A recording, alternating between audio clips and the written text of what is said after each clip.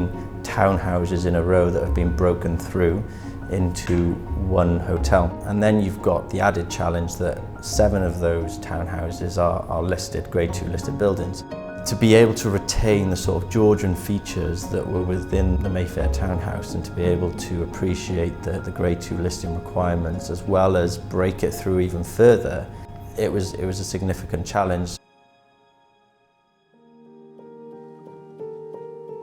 Our Little Fair produced a design and the client, London and Regional, approached us and asked us if we could review that design and see if we could bring any added value into the process. We really saw an opportunity if we could replan the project. Whilst we coordinated those interdisciplinary services, the architecture, the interiors, the structure, the MEP, potentially there was an opportunity to reduce the demolition and the proposed steelwork. What we found was we could actually reduce the demolition by 72% and the proposed steelwork by 100%. And that really gave us the leading edge to then come in as the executive architect and take the project forward from there in that capacity. We took on CAD surveys, 2D CAD surveys, and that was elevations and plans.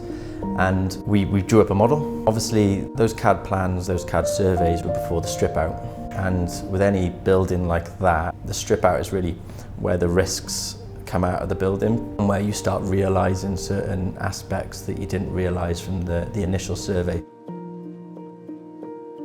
I came into the project when it was on site as the executive interior designer, and I worked closely with Goddard Littlefair, who were the concept designers, to really deliver their vision.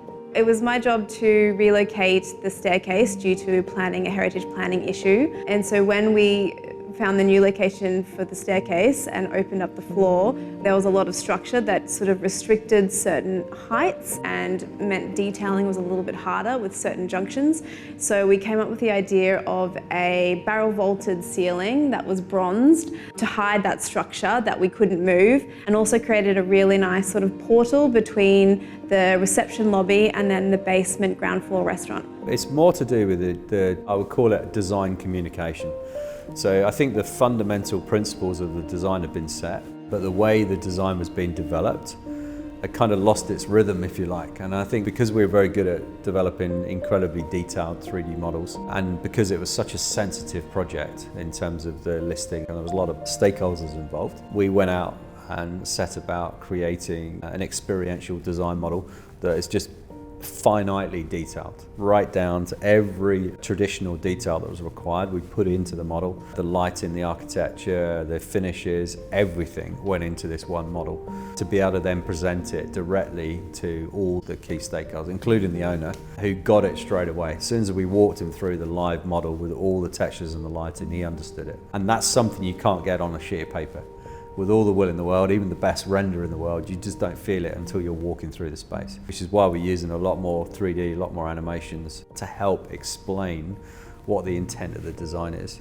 It was quite an intricate interior job to work on due to it being a listed building and not everything was square and level, so we spent a lot of time making sure that it looked seamless and the materials flowed through from space to space. Delivering a project that is this complex as one of our first projects in London really shows the market what we can do. Being our first major project in London and the project it is, not only from an acclaim perspective and how well it's been received, I think also just the complexity and nature of it. If you can do a project like that in London, you can almost do any project. I think it's really sumptuous interior. It feels London. You feel like you're in Mayfair. The detailing is fantastic. It's sort of a little bit quirky. The palette is very rich and warm. Great mood lighting, so when the guests come in, they feel at home straight away. It's a great example of a sensitively designed project, which is hugely valuable to the client and incredibly successful as a project.